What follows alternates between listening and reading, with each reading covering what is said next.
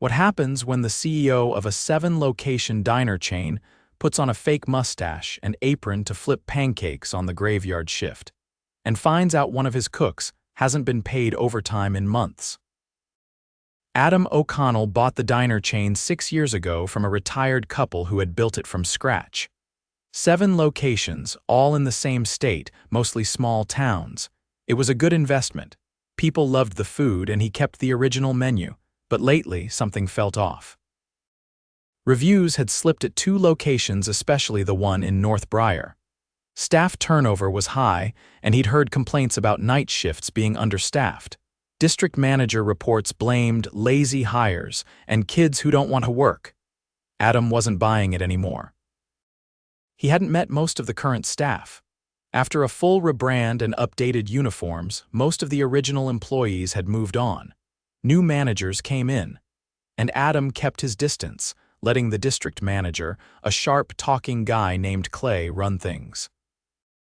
But the more Adam read the reports, the more disconnected he felt. So he made a decision. He put on a brown wig, thick-rimmed glasses, and grew out some real stubble. Added 15 pounds with padding in his uniform shirt. He used the alias Doug and said he was a trainee dishwasher trying to get back on his feet after a tough year. Corporate had supposedly sent him as part of a new re-entry hiring initiative. It was believable enough. No one at the North Briar location had met the real owner. To them, he was just another new guy. He showed up at 9:45 p.m. on a Tuesday. The night manager, a tired woman in her 40s named Sherry, barely looked up as he walked in. "You're the new guy," she mumbled, flipping through a clipboard. "Clock's there.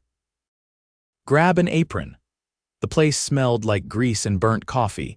2 servers, 1 line cook, no dishwasher. "I thought I was going to train with the dishwasher," Adam asked. Sherry scoffed. "We don't have one. It sinks back there."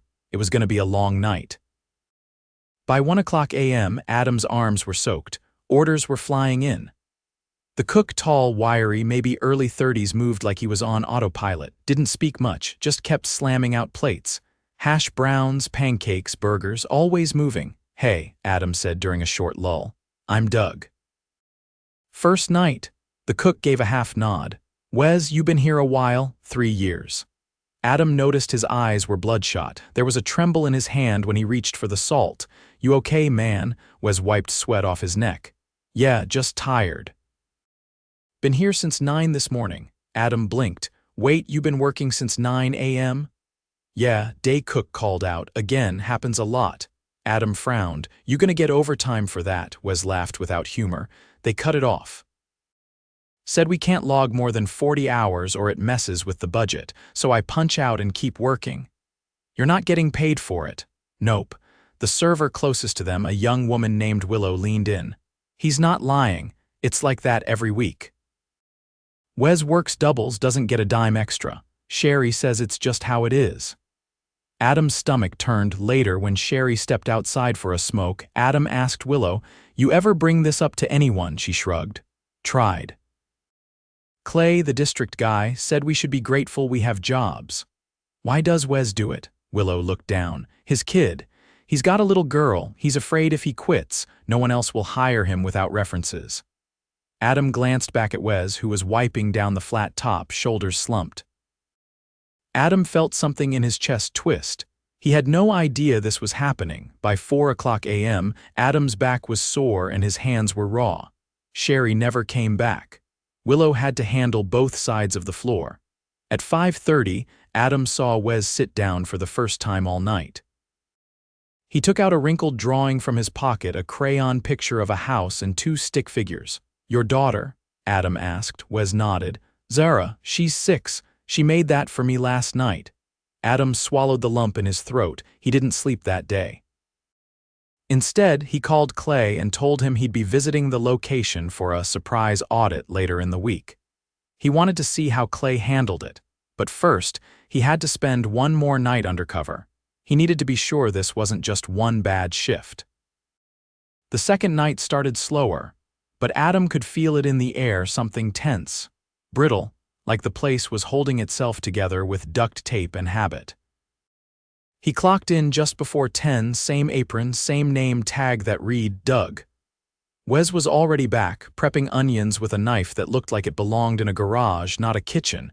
"You back again," Wes said without much energy. "Yeah. Guess they think I'm trainable." Wes gave a brief nod and returned to his cutting board.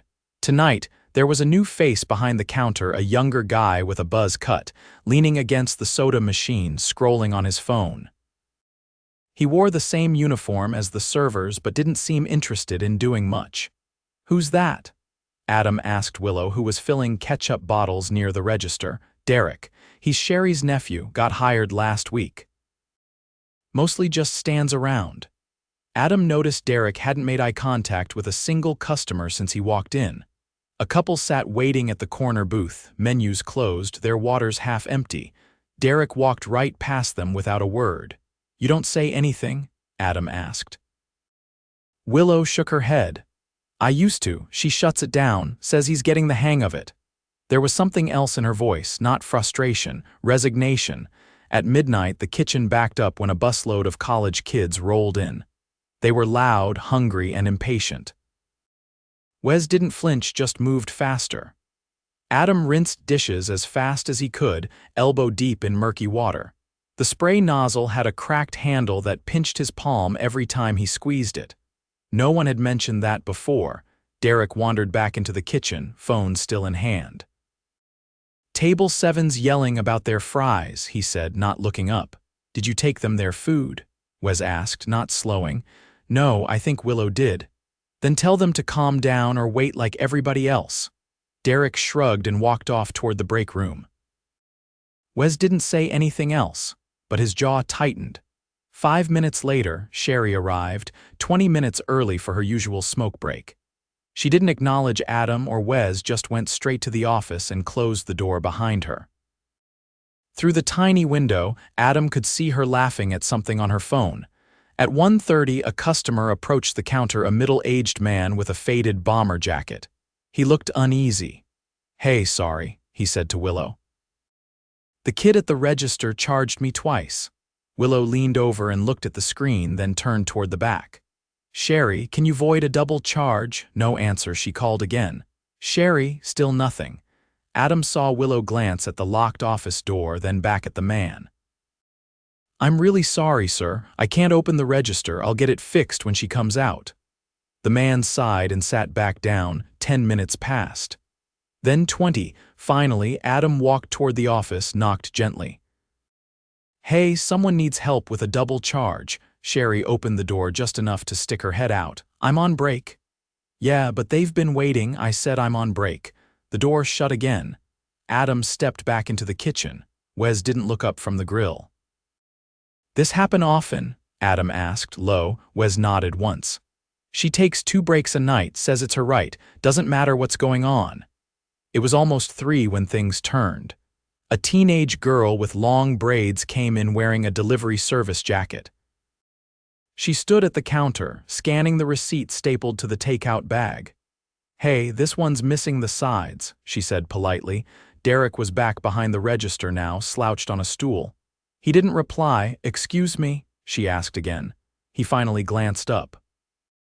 "You sure you didn't drop them?" "No, I just picked up the bag. It's sealed."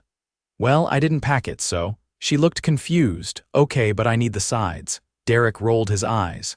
"Maybe look harder next time." Adam froze. Wes stopped mid-motion. Willow turned from the coffee machine. The girl frowned. "Can you just ask the kitchen?" Derek stood up slowly. "What, you think I'm lying? You think I'm trying to cheat you out of fries?" "No, I just, then maybe don't walk in here with that attitude." Adam stepped forward. "That's enough." Derek turned. "What?" She asked for what's missing. "That's not an attitude." Derek scoffed. "Who even are you? You're a dishwasher." Adam didn't flinch. "And you're not doing your job." Wes walked over and handed the girl a new bag. "Here, all 3 sides." "Sorry about that." She gave him a grateful smile and left. Derek muttered something under his breath and headed toward the back. Wes leaned in. "Thanks." Adam nodded. "That happen often?" "Only to certain folks," Wes said, voice low. "He's careful about it, but yeah." "You notice the pattern?" Adam had. Every time someone came in who looked different skin tone, accent, clothes, Derek had a smart remark or found a reason not to help. Adam didn't wait. He walked back to the office, knocked once, then pushed the door open. Sherry looked up.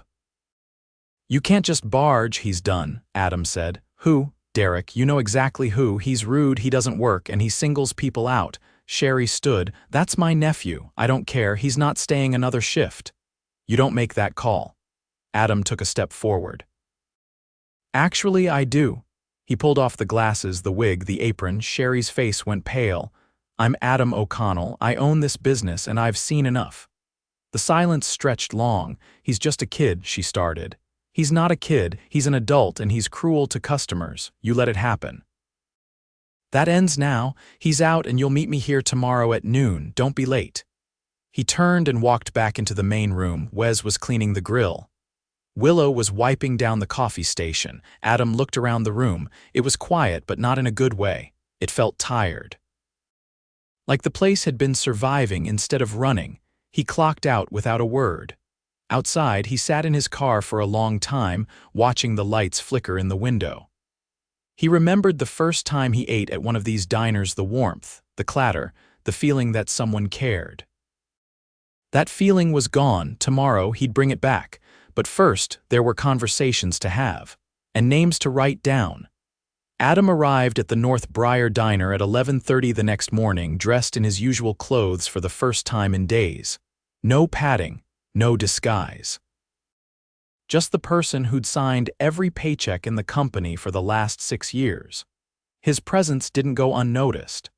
A few daytime staff members glanced up from wiping counters and recalibrating the soda machine, their eyes narrowing as they tried to place the face.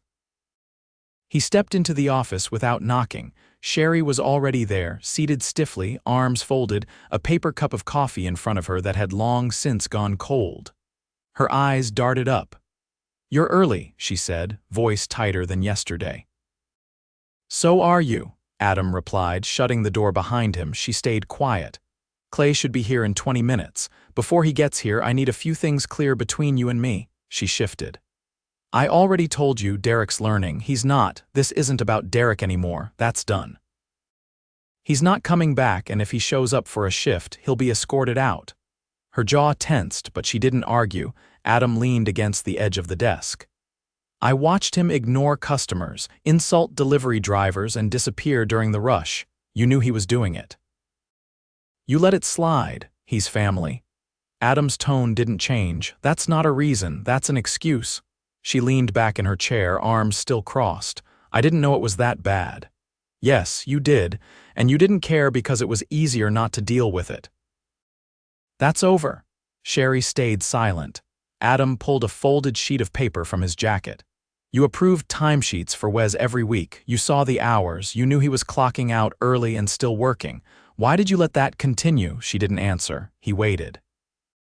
"Because we don't have the labor hours," she finally muttered. "Clay won't approve the overtime. We're always short. If I report the real hours, he flags the store, so I tell them to clock out and finish the shift. It's that or we close the kitchen." Adam stared at her. "So you forced him to choose between breaking labor laws or losing his job."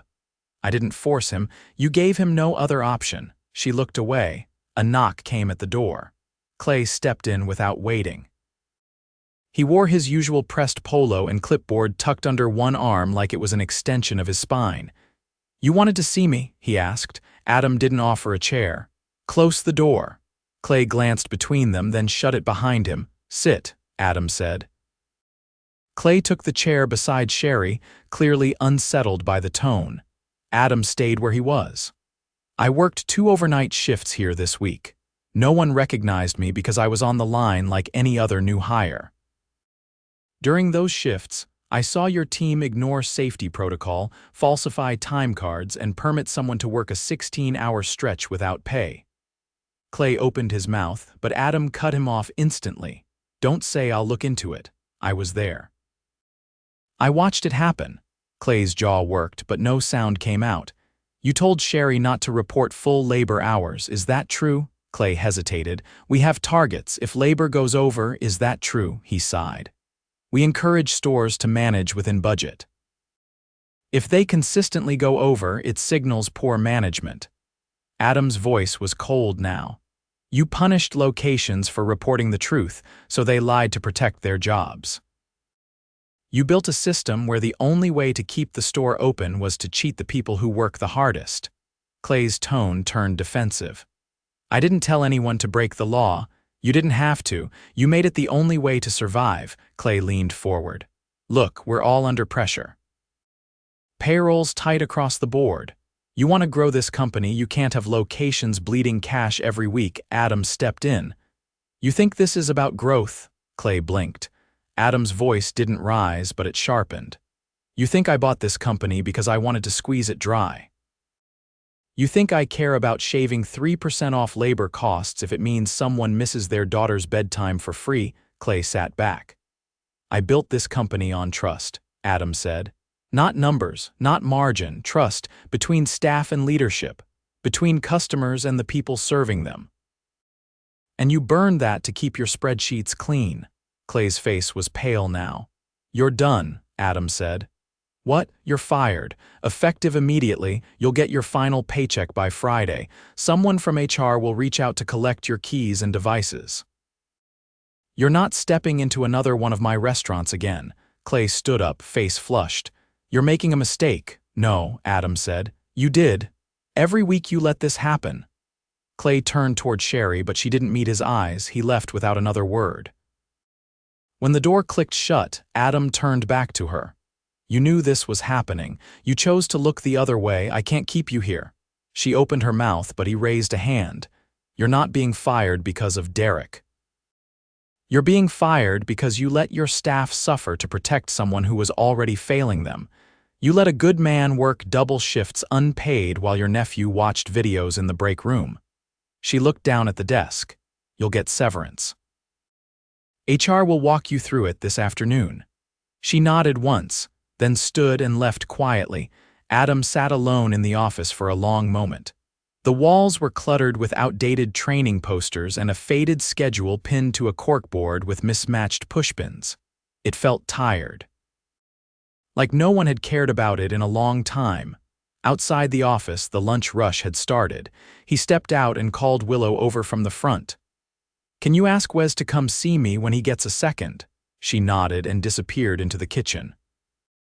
A minute later, Wes stepped into the office, apron dusted with flour. His eyes flicked around the room, uncertain. You're not in trouble, Adam said. Sit. Wes sat, his posture stiff. Clay and Sherry are no longer with the company, Adam said. I want you to hear that first. Wes didn't speak. You shouldn't have had to work the way you did, and you should have been paid for every hour. That's changing immediately. Wes nodded slowly, still unsure what to say. I'm having payroll go back through every timesheet you've submitted for the past year. You'll be paid for every unrecorded hour, with interest. Wes blinked.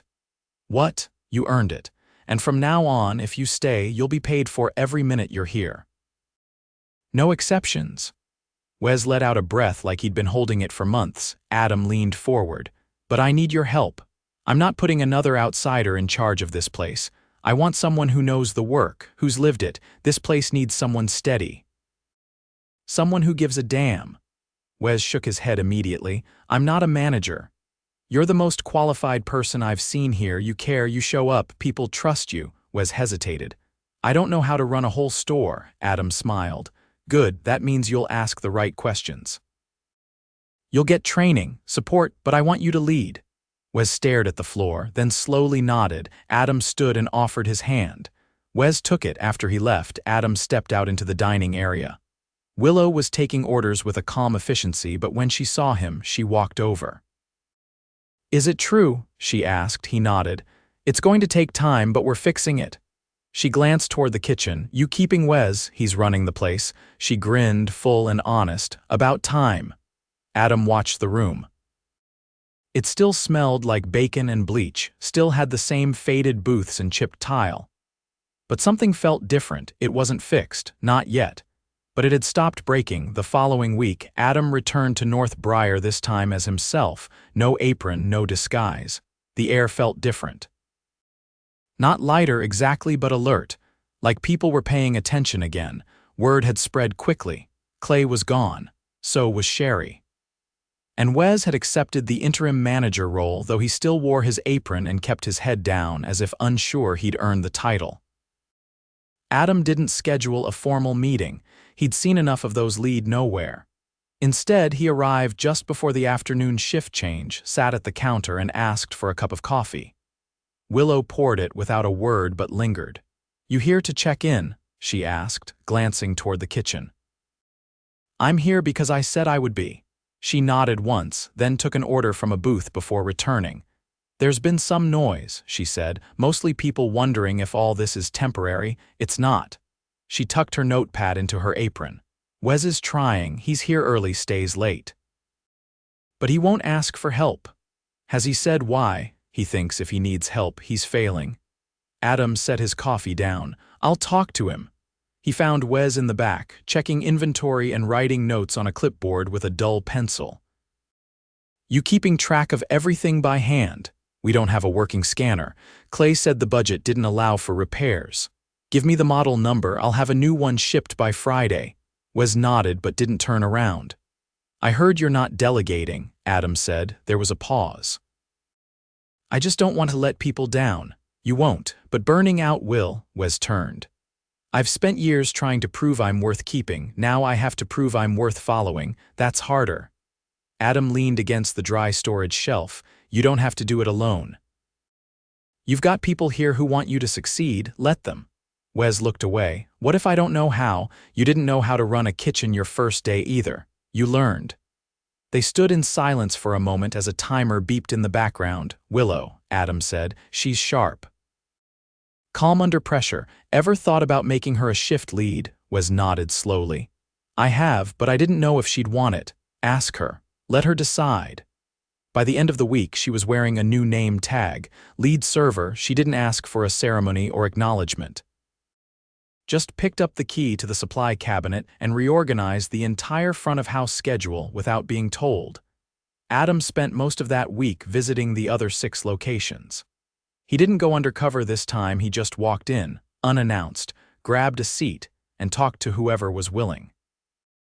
In 2 stores, he found solid leadership that had kept things running on honesty and grit. In the others, he saw signs of the same rot Clay had allowed to spread. Managers who cut corners, ignored complaints, or shuffled problems off to invisible hands above them. He made decisions quickly. 2 more managers were let go. Not punitively, but because he couldn't rebuild trust with people who'd allowed it to break in the first place. In North Briar, changes were slow but concrete. Payroll was audited. Every employee received back pay for missed overtime. HR held one-on-one meetings with each team member to document concerns and outline protections moving forward. A third-party compliance firm was brought in to train new managers on labor law standards and workplace conduct mandatory, no exceptions. When Friday night came, Adam returned to the diner again, not to work but to listen. He sat across from Wes in the back corner booth after closing. Willow joined them, rolling her shoulders after wiping down the last table. "I don't know how you used to do this every night," she said, sitting down. "I was younger and more caffeinated," Wes replied. Adam folded his arms. "How's morale?" Wes hesitated, then said, "It's better. People talk more, stay past their shifts sometimes, even if they don't have to." "That didn't used to happen." "They're not afraid anymore," Willow added. "That makes a difference." Adam nodded. "You'll still hit bumps, but the foundation is changing. That's what matters." Wes looked at him. "Why'd you come undercover?" Adam took a breath. "Because I stopped trusting the view from my office. I forgot what this place feels like at 2 in the morning, and I didn't want to keep making decisions with second-hand truth." Neither of them spoke for a moment. "It wasn't easy to see," he continued. "But I'm grateful I did." Willow leaned forward. "You think the other stores will get the same attention? They already are." Wes rubbed his hands together. "What about long-term? New hires, equipment, training? We're building a program. Staff development, mentorship, clear reporting channels. No more relying on one person to keep a place from falling apart." Adam pulled an envelope from his jacket and slid it across the table toward Wes. "What's this?" your new contract. Includes a manager's salary, full benefits, and quarterly bonuses based on team performance. You're not just filling in anymore. Wes opened it slowly. His eyes scanned the first line, then froze. This is more than I made the last 2 years combined. It's what the job's worth. He looked up. Thank you, you earned it. Adam turned to Willow. There's one for you too. Different role, same principle. She blinked. I didn't expect that. You shouldn't have to. Good work deserves recognition without asking. She nodded, quiet. Outside, the sky was dark again, same as the night Adam first walked in wearing someone else's name on his chest. But the diner felt different now. Not perfect, not fixed, but breathing. As he got up to leave, Wes stood too. You coming back next week? He asked. I will, Adam said. But not to check on you, just for pancakes, Wes chuckled. They'll be better this time. Adam grinned. I know. He stepped outside, the door swinging shut behind him with a familiar creak. The sign above buzzed softly in the night. Inside, the kitchen lights dimmed as cleanup wrapped up. And for the first time in a long while, the place felt like what it was always meant to be: honest, steady, and in the hands of people who cared.